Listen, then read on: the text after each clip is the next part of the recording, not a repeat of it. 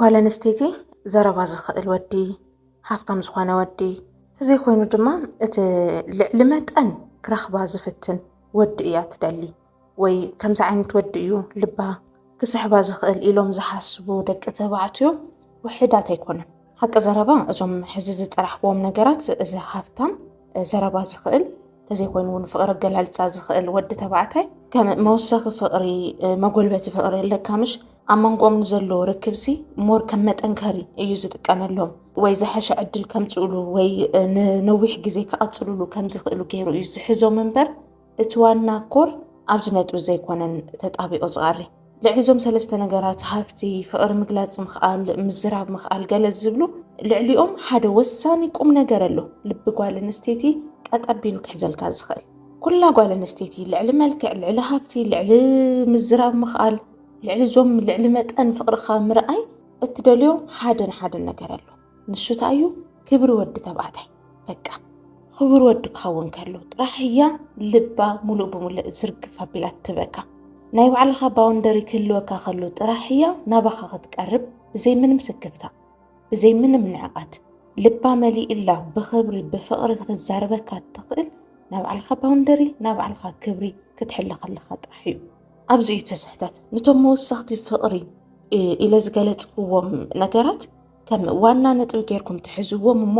ብገንዘብኩም ከተማልልወን ልዕሊ መጠን ፍቕሪ ብምልጋስ ከተንበርከኽወን ብመልክዕ በቃ መልክዒ ብምርኣይ ጥራሕ ጓል ኣንስተይቲ ከፅንሕ እየ ኢሉ ዝሓስብ ወዲ እውን መሊኡ እዩ። ንኡ እዩ ድማ ነዊሕ ዝቕፅል ፍቕራዊ ርክብ ኣብዚ ሕዚ ግዜ ሙሉእ ብሙሉእ እናጠፍአ ዝመፅእ ዘሎ እታ ናተይ ዝብላ ጓል ኣንስተይቲ ምርካብ እኳ ከቢድና ጓል ኣንስተይቲ ከምዚኣ ልባ ይርከብን ብዙሓት ከምዚኦም ዝመሰሉ ነቐፌታታት እናበዝሑ ዝኸዱ እቲ ዋና ነጥቢ እቲ ተፈጥራዊ ዝኾነ ባህሪኻ ናዘንጋዕካዮ ስለ ዝኸድካ እዩ። ኣብዚ ነገር እዚ ዝተወሰነ መብራህርሂ ክበኩም ተፈጥራዊ ባህርታ እዩ ናይ ጓል ኣንስተይቲ ተፈጥሮ እንታይ እዩ ናይ ወዲ ተባዕታይ ተፈጥሮ እንታይ እዩ። ብዙሕ ግዜ ደቂ ኣንስትዮ እንድሕር ዳ ሪኢኹምዎን ኮይንኩም ምናልባት ክርስቲያን እንተኮይንኩም እውን መፅሓፍ ቅዱስ እናጣቐስና ክንቕፅል ንኽእል ኢና ኣብዚ ጉዳይ እዚ ብዙሕ ግዜ ሰበይቲ ካብ ሰብኣይ ትፅበዩ ልዕሊ መጠን ከፍቅራ ከሎ እዩ እቲ እምነትና እውን ከምኡ እዩ ዝብል ሓቂ ወዲ ተባዕታይ የፍቅር ጓል ኣንስተይቲ ኸ ተኽብር ንስኻ ፍቕርኻ ክትገልፀላ ከለኻ ወይ ኣብ ውሽጥኻ ዘሎ ናኣ ዘለካ ቦታ ብፍቕሪ ኣቢልካ ክተሪኣ እንድሕር ደኣ ተኣዚዝካ ወይ ተፈጥሮኻ እንድሕር ደኣ እዚ ነገር እዚ ሂብካ ኮይኑ ካብኣ ክትቕበሎ ዝግብአካ ነገር እውን ብትኽክል ምፍላጥ ናይ ግድን እዩ። እዚ ፍቕራዊ ሂወት እዚ ነዊሕ ክቕፅል እንድሕር ደኣ ኮይኑ ናሎም ዘመን ኣወዳት በቃ መብዛሕትኡ ወዲ ተባዕታይ እቲ ትኽክለኛ ናይ ፍቕሪ ትርጉም እናሰሓተን ክመፅእ ዝገበሩ ልክዕ ከም ጓል ኣንስተይቲ ካብታ መፃምዱ ፍቕሪ ይፅበ ትሪትመንት ይፅበ ክትድውለለይ ክትፅሕፈለይ ፍቕራ ክትገልፀለይ ደሊ እዩ ዝብለካ እዚ ዋና ፖይንት ግን እሱ ኣይኮነን በቃ ንፍቕራዊ ሂወትኩም ከቐፅሎ ዝኽእል ጓል ኣንስተይቲ ፍቕራ ክትገልፀልካ ወይ ልዕሊ መጠን ክተፍቅረካ ከላ ዘይኮነሲ ካብ ፍቕራ ዝተላዕለ ክተኽብረካ ከላ ጥራሕ እዩ። ኣብዚ እዩ በቃ ብዙሕ ፍቕራዊ ሂወት ነዊሕ ከይቕፅል ዝገብሮ እቲ ዋና ነጥቢ እዚ ክትርድእዎ ከለኹም ጥራሕ እዩ። ካብ ጓል ኣንስተይቲ ክትፅበዮ ዘለካ ፍቕሪ ዘይኮነሲ ክብሪ ጥራሕ እዩ። የፍቅረካ እናበለት ዝንጥለካ ተኾይና ፅቡቕ ስምዒት ኣይስምዐካ ፅቡቕ ስምዒት ዘይስምዐካ ተኾይኑ ድማ ባህሪኻ ቀስ በቐስ እናተቐየረ ይኸይድ ወይ ንክትልምና ይገብረካ ተዘይኮይኑ ድማ ኣግረሲቭ ንኽትከውን እቲ ትኽክለኛ ዝኾነ ፍቕራዊ ዝምድናሲ ኣብ መንጎኹም ከይቐፅል ይገብሮ ማለት እዩ። ብድሕሪኡ እቲ ክተኽብረካ ዝግብኣ መንገዲ ናስሓተቱ ትኸይድ እሞ የፍቅሮ እየ እናበለት ግን እቲ ዝግብአካ ቦታ ዘይትህበካ ዓይነት ጓል ኣንስተይቲ ንኽትከውን ይገብር። ንስኻ እውን ልዕሊ መጠን ሙጭጭ መሃል ትጅመር ኣብ ምንታይ ኣብ ፍቕሪ ኣብ ምንታይ እዞም ፍቕሪ ዝመስሉ ተግባራት ክተርእየካ ኣብ ምድላይ ብድሕሪኡ ካብቲ ተፈጥራዊ ባህሪኻ ናወፅኻ ትኸይድ እሞ ንፍቕሪ ዘለካ ግንዛበ እውን ናተቐየረ ንክኸይድ ይገብረካ። ክብሪ እዩ ዘድሊ ንኹሉ ነገር ኢልካ ክትሓስብ ከለኻ እዚ ብገንዘብ ምእማን ልዕሊ መጠን ፍቕርኻ ብምዝራብ ጓል ኣንስተይቲ ክትረክብ ምፍታን ተዘይኮይኑ ድማ ፅቡቕ ተዛራቢ ክትመስል ምሙካር ወዲያው ተቋርፆ እንታይ ትመርፅ ክብርኻን ጥራሕ ንኹሉ ነገር ባውንደሪ ተስምር እሞ እቲ ባውንደሪ ሶ ኣብ ዝተነኽአሉ ሰዓት ክብርኻ ተረጋግፀሉ ትኽእል ከምዚ ዓብዪ ነጥቢ ኣሎ ምሽ መቐይሮ ነጥቢ ዘምፅእ ንሱ ሪኣ ድሕሪ ሕዚ ክተኽብረካ ክገብረልካ ዝኽእል ዓብዪ ቅፅዓት ትቐፅዓ ወይ ድማ ክብርካ ትሕሉ እሞ ብድሕሪኡ እታ ጓል ኣንስተይቲ ፍቕሪ እውን ክብሪ እውን ክተርእየካ ትገብራ ማለት እዩ። ሓደ ግዜ ኣለዎ ሓደ ደቂ ተባዕትዮ እንታይ ይገብሩ ምንም ኣይዛረቡን በቃ ምንም ኣይገብሩን ንጓል ኣንስተይቲ ክብሉ ዝገብርዎ ነገር የለን ጥራሕ ፍቕሪ ምርኣይ እዩ ኣብታ ዝግብኦም ሰዓት ኮላይ ክብሮም ብዘይትንከፍ መንገዱ ብድሕሪኡ ግን ብደቂ ኣንስትዮ ዝተኸበርቲ ተፈተውቲ በቃ ክርከቡ ዘይኽእሉ ክብሮም ዝሕልዩ ምስቲኣን ዘይረኣዩ መብዛሕትኡ ግዜ ኣገላቢጦም መሪፆም ሓንቲ በቃ ንልቦም ክትኾኖም ትኽእል ጓል ኣንስተይቲ ሒዞም ክነብሩ ዝኽእሉ ደቂ ተባዕትዮ ኣለዉ ከም ደቂ ኣንስትዮ ንፍቕሪ ንርእየሉ መንገዲ ማለት እዩ ኣብ ደቂ ተባዕትዮ ልዕሊ መጠን እዚ ኢሞሽናል ኢነርጂ ዝበሃል ነገር ኣፀቢቕና ኢና ነስተውዕል ልዕሊ ተሓስብዎም ንባዕልኹም ልዕሊ ትግምትዎ ጓል ኣንስተይቲ ስምዒትኩም ቀጠቢላ ኣትርኢ ንትዛረቦ ዘለኻ ቃል ዘይኮነሲ በቲ ትዛረቦ ዘለኻ ቃል ኣቢላ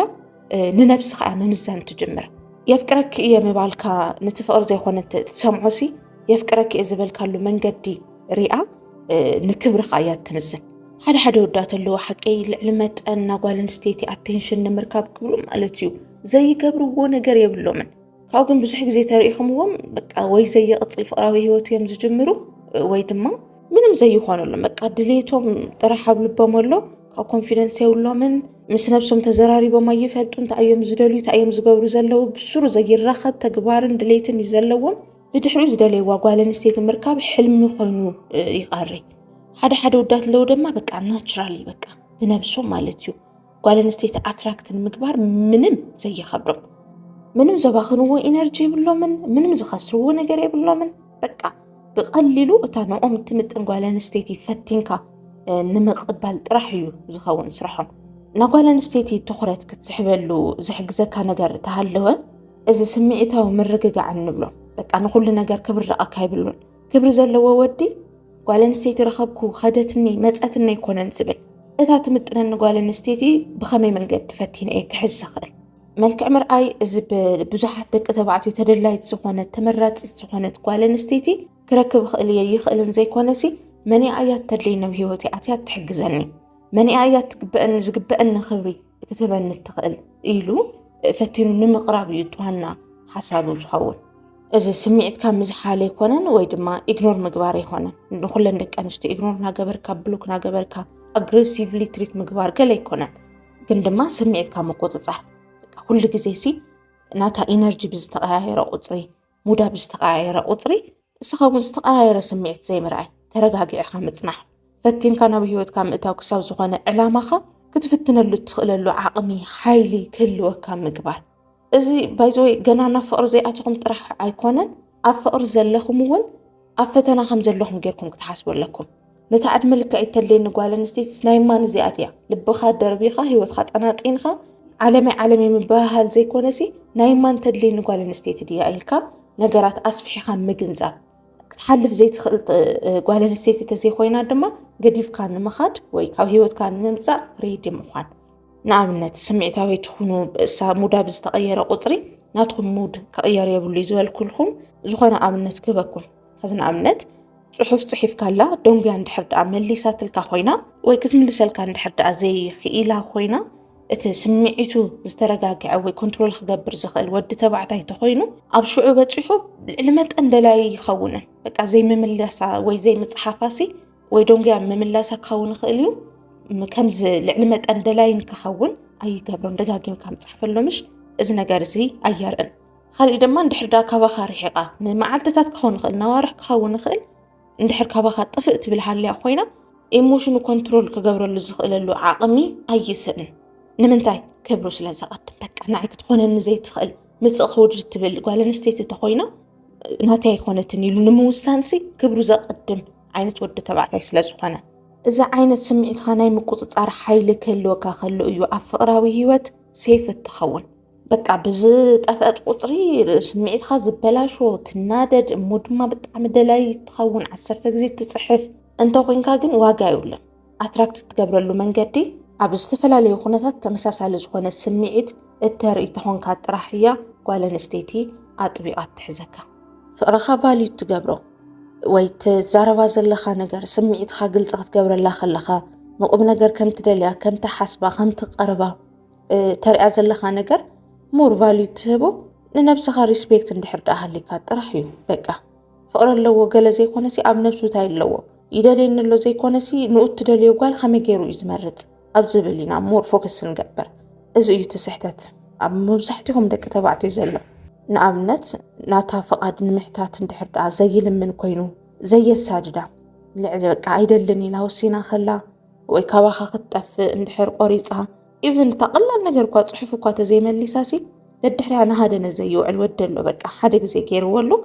بدحريو بقى كبرو زمرت عارفو كوفزل وسانا أنزا خبر بسمعيتو مخنيات عرسو زي السن ودي عرسو مكسبت زنوك أم سمعيتو أن تكون حد زي إيفن جيت جيرا خلاسي بقى طواويا نجرات استخاخي لا تملس كلا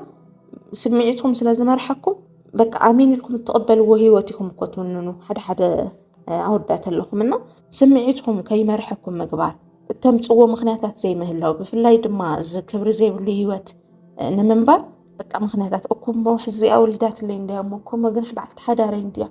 كبر خازي ما قدام نوح جزيت أنا إحنا عندنا مو هم يجين أمك في الله جلز بالمخنياتات أبزي تخبر اللبوتا كتصنح خجبرو خازي مفقد مخنياتو ود تبعتي نفس وفالي مقبار بحرد جميرو خوينو إيفن فقرخة ترقم خمسة اللبو يعتردو حق أيو تفتروها تخبري لك نيرة نساون كتفكريو حق أي تفتروها فقرخة فالي تقبرو نحردات خبير خاطر رحيم العلمات أن فقرن كبرن النار أخايا جن أمو زي تخبرك كان نحرد أخوينا من مواقع يقولون كان دزهب كفقرة حبة ولا خندزن اسكونا نسهلا نعخا فالي تقبر له من قديلا سلازي سمعت هاك تقوط أتصار مخال إنك تخبر جيز قبرك تتخبير كادما نقوالا نستيتي سمعت كبري فقري روحوق أي خانو خانيو طعما مخاكم زخون تسفاي قبرنا لهم عن حسابي أبقى تعلق على حسابي حيزالكم كمان تزيد ونرؤيتون تليكم أبقى من سيكشن أفلتونيكم سامت أي سلام